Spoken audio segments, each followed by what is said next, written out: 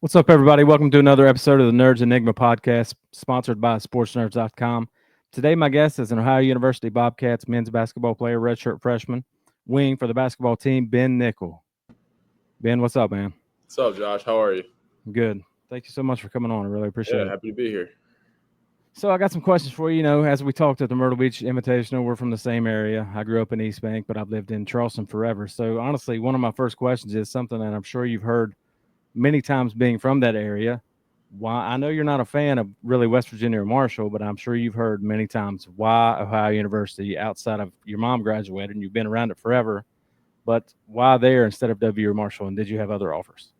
I had other offers as well. It was not Marshall or WVU, but I had other MAC offers as well as Stetson, Radford, and Youngstown State. The reason I chose Ohio, the coaching staff, it really felt like a family up here. I'd say the guys were the best recruiters. My teammates now, just being around good people really makes you feel like you made the right decision. So you won the state title as a sophomore, right? That's correct, yes. Okay, so tell me what that did for your confidence throughout the rest of your high school career, especially you earned MVP honors your senior year too, right? Yes. It definitely jump-started it, especially as a sophomore behind two great senior guards, in my opinion. It really accelerated my recruiting as well. I think that it being COVID and everything kind of being pushed back to May, West Virginia basketball was kind of the only thing going on. And I think it really put my name in front of some coaches' names, and that really jump-started my recruiting. So do you hear that a lot? Why not W or Marshall from some people that may not be familiar with your family's history in Ohio University? I definitely heard it more like as I committed, but not as much as I'm here now. But I've had family members go to Marshall, go to WVU, so I've definitely heard it from them.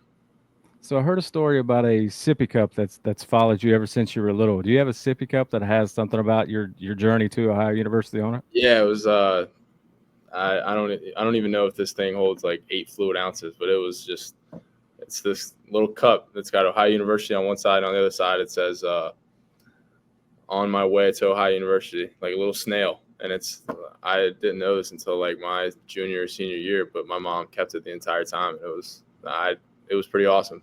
But it's not something that you keep with you, maybe in your duffel bag as a good luck charm or anything, right? No, my mom keeps it. I don't think she'd let that thing go. Okay, right. So where do you get I know you're 6'7", right? So where do you get your height from? My mom's pretty tall. She's 5'10". My dad's 6'2". So, and then I have cousins on my mother's side as well that are like 6'6", 6'5". Their mom and dad are pretty average height, so I don't know where they get it, but I'd imagine somewhere on that side. So how does preparation differ from the high school level to when you get to Division I basketball level? Like, how does your preparation vary or differ? I think there's just more people. You have better funds, so like more people have more specific jobs. Like in high school, you have your head coach and your assistant coaches. Nowadays, we have trainers that are with us every day, video coordinators that are with us every day, graduate assistants, 18 managers. Like you just have people for every job, and they just make it really easy on you to prepare for the game. I think in high school, like your head coach has to worry about like grades, everyone's staying out of trouble, just more like on his plate, so he has less time to focus about basketball. But I think at the Division I level, you just have more time to focus like strictly on basketball. Obviously, you still have to go to class and get your grades, but they'll feed you. You just have more opportunities to prepare for at the Division I level than versus like prep. Because I know with high school, it's it's not. I don't want to say your baby through, but being good at playing ball and things that kind of help you, push you along. As long as you're good at playing basketball and your academics also matter. But as far as going to college, I heard you make a quote something along the lines of, your academics to you are important for after college. But I know that you said that your knees doesn't have anything really to do with playing basketball as far as versus academics. So I know in college, it's up to you whether you go to class or not. They don't care whether you're there or not. It's so much different from high school. But I did hear that quote, and I thought that was a pretty good quote from you talking about your knees. So what exactly did you say? I think you hit the nail on the head. I think another good quote is just like be where your feet are. Like if you're gonna be in class, be in class. Like don't watch film during class. Don't do homework for another class. Don't days off and think about other things. Like if you're gonna be there, be there. Like I'm blessed enough to be in a situation where I go to school and play basketball. Like that's an awesome job to have. Why not make the most of it and try to do my best I can while I can. So are you focused? It varies from different people. Are you focused solely on the academics, or do you have aspirations after college to go to the next level and play basketball, whether that be here or overseas?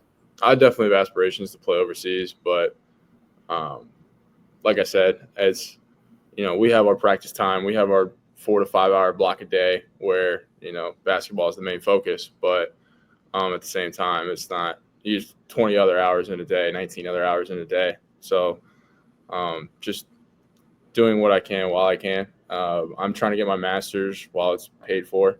So I think that's another big thing to try to push as much as I can while I know I'm never going to have this opportunity again. And I just want to make the most of it and just make the absolute most of it. There's only so many opportunities you really get like this. So we first met at the Myrtle Beach Invitational earlier this year. So tell me the process of going into that. Was that the first time that you've been a part of that? Because I didn't look and see if Ohio had been in the Myrtle Beach Invitational before That was that. that was our first time. So where did you guys, did you do anything while you were here? Where did you stay and all that good stuff? So we flew down from Columbus. We stayed I'm pretty sure it was at least 4 teams, but it may have been all 8 stayed in the same hotel. I can't think of the name of it right now, but it wasn't very far from the beach. So it was very close to Broadway on the beach as well. Being from Charleston area, everyone goes to Myrtle Beach. I'm sure you're very familiar with the area anyway. Right. Vacation, spring break, senior week, whatever. And so it was very familiar. My parents went down. But it's honestly, I think there's no better preparation than for a conference tournament. You're playing 3 games in 3 days. You have an idea of who you're playing, but you don't know who you're playing. And you kind of get an identity when in a tournament like that, especially early too. Absolutely, yeah. You really see what you're made of. I think there's no better simulation than actually just going out and doing it.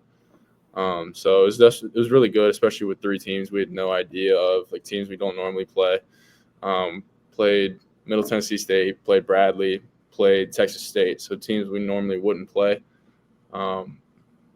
Day to day, we played the early game 2 games in a row, so it was very quick turnarounds.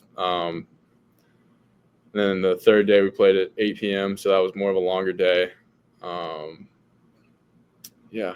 Anything else you really want me to touch on? Were you, as far as scouting report goes, was there a team in that tournament that you were told, hey, this is a team we're really going to watch out for? I think we took Bradley was the champion, obviously, and you know that too. For the people that don't know, they were on the other side of the bracket than us, so we never played them. But we were really focused on Middle Tennessee. But at the same time, in the back of your mind, you're like, hey, we either got the winner or the loser of this game. So we got an idea. Preparation for that was kind of a 3-day prep. So day 1, we were really focused on Middle Tennessee. Day 2, we were still focused on Middle Tennessee. And then the 3rd day, we kind of sprinkled in some things that the 2nd day we might do. So it's a really hard situation to be in, because at the same time, you got to be focused on the game you're going to play for sure. And then 24 hours later, you got to play another team that you haven't even focused on.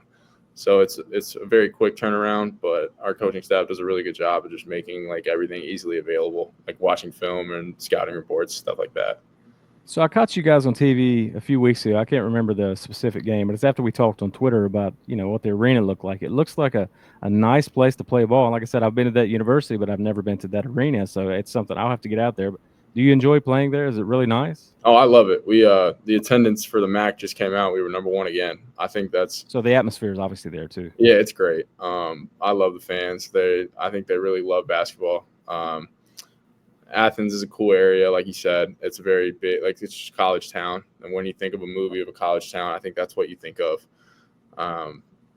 Just over 5,000 fans a game for a mid-major. I think that's pretty good.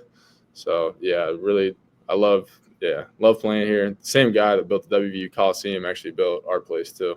Really? I didn't know that. Yeah. Okay. Most people don't either. Right. So opinions vary as far as what Ohio University, the identity of it. Is it a basketball school or is it a football school? not to be for you to be biased, but is it a football school or a I basketball was school? gonna say Or I baseball? am. I am Right, biased. sure. I mean, props to the football team. They won the MAC championship last year, so um, I can't discredit that. But I think the football in the MAC's a little different because you'll have 2 to 3 midweek games, like little Right, Tuesday games. So that's a Right. little different. So you'll go like a month in November where there's just not really any football on the weekends, but they do a really good job of showing out for both. I'll be honest. I think it's a basketball school, but I'm a little biased. Right. Well, that's understandable, I guess. Yeah. So you're gearing up for the MAC tournament that begins on Friday, correct? Against Toledo, and you're coming off a loss against Toledo. Did I We see that? played Thursday. We played Toledo on Friday. So yeah, prepping for Toledo. Obviously, they're still very fresh in our minds. So we have a good 3-day prep. They say it's hard to beat a team 3 times, and we're just Sure. trying to make it. We just need to win one. Everyone's 0-0, so it's anyone's ball game at this point. So you guys are sitting at one game above 500 overall record, but conference record, you're 2 or 3 games above 500, right? Yes. So what do you think it will take for you all to, run right through the MAC tournament and maybe get the automatic bid for the NCAA tournament? I think everyone will have the same answer, but they just need to execute. I think there's certain games we just let slip because of like some certain plays we didn't execute defensively or offensively or just rebounding. But the margin for error is so small, like in college basketball. Like I think anyone can beat anyone in their conference. So it's just we need to make 3 or 4 more winning plays than we have. I think we've been in close in every game we've played. I think we've shown we can beat anybody. We beat 1, 2, and 3, and I really believe if we just get on the right streak at the right time, I think we can pull it off. Is there anybody at the next level that you want to mimic your game after, you really look up to and want to do the kind of things they do as far as the way they play or maybe preparation behind the scenes? I love college basketball, so I just watched from like years prior. I love Baylor Shireman's game from Baylor last year or Creighton last year. I think he's just plays the game the right way, shoots open shots, makes tough shots, but I just felt he always played at his own pace. I love Luka. I think he's unreal to watch. Mm-hmm. I think someone with that IQ is just so impressive. And those are 2 names that I really enjoy watching. I think they play the game the right way. So what are some individual goals for yourself, going into next season that you want to work on? I definitely need to get like laterally quicker. I think everyone needs to improve physically, get stronger, get quicker, get faster. And I've also heard you say, obviously, the first step is one of the most important things when it comes to basketball. Absolutely. I think just being around, like playing basketball really helps with that. You understand guys better. You understand like, hey, this guy's got a quicker step than me. Hey, I should back off. This guy's slower than me. I can take a step in and take a gamble. Just making the right play. Basketball wise, I think just working on like making the right reads, coming off ball screens, coming off handoffs, making the right play. So I think those are 2 or 3 things that I really want to just get better at.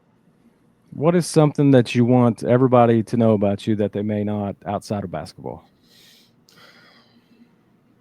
Something that's important to you, that maybe you want everybody to know that doesn't have anything to do with you as an athlete or playing basketball. I think I just want to. I guess the way I'm going to answer, I think I just want to be remembered as someone people wanted to be around. Like, whenever my 4 or 5 years are over, like say, hey, like I had fun playing basketball and being alongside this kid. So that's like my goal. That's my main goal. I think if you're someone that you'd want to be around yourself, then other people will do the same.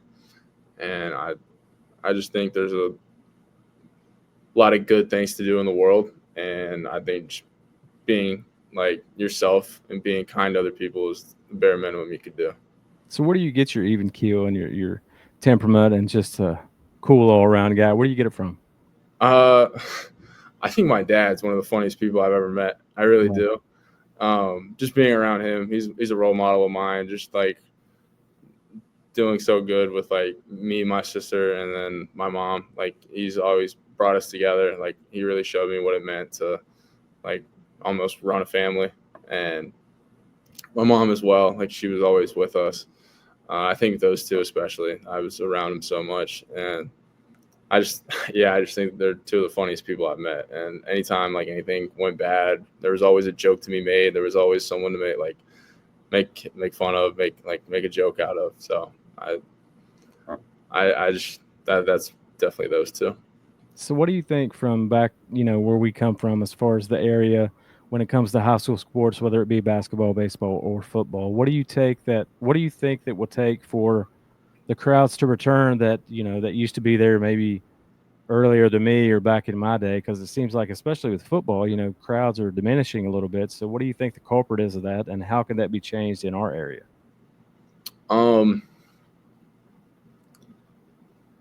I think I don't want to say this, but I think basketball, like sports, have just become, I guess, less important. I think sports are great for everything. Like they teach you so much. They taught me so much, and I think with like social media, we just kind of value it less. We kind of make like everything wants to be about themselves. Everyone wants to do their own thing. Everything's so easily available. Um, but I don't think there's anything better than like a crosstown rivalry on a Friday night underneath the lights. Like those are some of my favorite memories. Like even just being at the game, not even like playing in them. So I just think what we can do. I wish we would just be where our feet are, lived in the moment. If it's like make dumb mistakes, learn from them, have fun. Like you only get those 4 years once, so never live them while you can. So as far as NIL and stuff like that goes, do guys from the football team brag a little bit that they're in a game and we haven't brought back a college basketball game yet? And are you excited about the opportunity of possibly bringing back a basketball game maybe before you graduate or head off to the next level? Oh, I mean, there was a big buzz whenever it was here because you're scrolling on Instagram or Twitter and you just see everyone like I'm in the game. Like that was awesome. Like I was proud, like happy for him. I think it's awesome. I'm glad EA brought it back, but I really hope they bring back college basketball.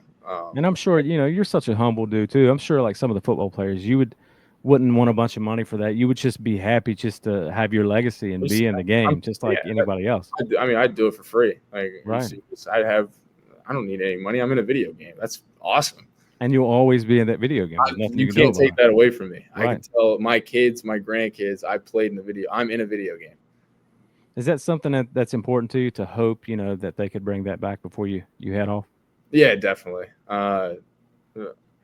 I hope they do. I wish they did it tomorrow, but I don't think that's going to happen.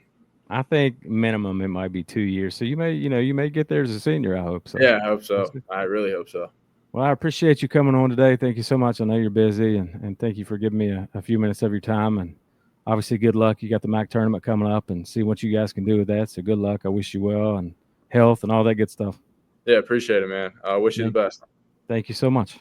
All right.